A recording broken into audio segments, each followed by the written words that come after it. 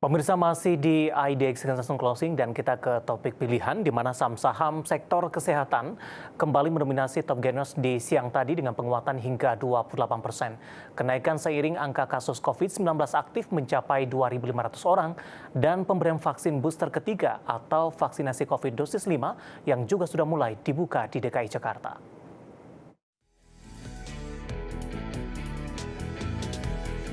Jelang tutup tahun, IHSG kian bullish seiring optimisme pelaku pasar terhadap potensi kebijakan soft landing dari The Fed. Meski beberapa kali cooling down atau mengalami profit taking, IHSG siang ini kembali break di atas 7.200 dengan kenaikan 0,6%.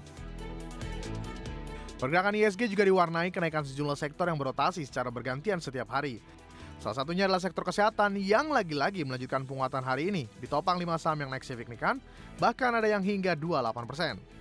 5 saham yang masuk top gainers berdasarkan presentasi adalah MEDS 28%, PH 24%, KF 19%, IRA 19%, PRIM 11%.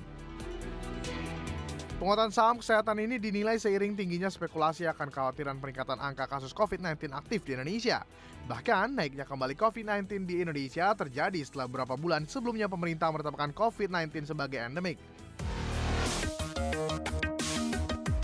Pemberian vaksin booster ketiga atau vaksin COVID dosis 5 juga sudah mulai dibuka di DKI Jakarta. Masyarakat yang ber-KTP non-DKI juga dapat melakukan vaksinasi COVID di fasilitas kesehatan yang tersedia di Jakarta. Berdasarkan laman resmi Kementerian Kesehatan, kasus COVID-19 aktif saat ini tembus 2.500 dengan tambahan 1 orang meninggal hari ini, sehingga total sudah 3 orang meninggal dunia. Meski demikian, Kementerian Kesehatan telah menekan bahwa COVID kali ini bukanlah varian baru, adapun tingkat penularannya cukup cepat, namun tidak kefatalannya justru sangat rendah.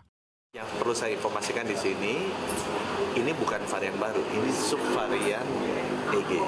Variannya tetap Omicron, ya, varian Omicron.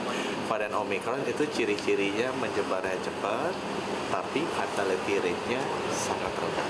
Itu sebabnya kita lihat kenapa yang masuk rumah sakit dan sampai meninggal itu sampai sekarang sangat sedikit di kita, ya, sangat sedikit.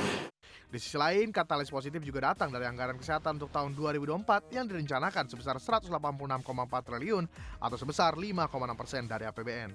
Jumlah ini meningkat 8,1% atau 13,9 triliun rupiah dibandingkan dengan anggaran pada tahun 2023. Tim Liputan IDX Channel.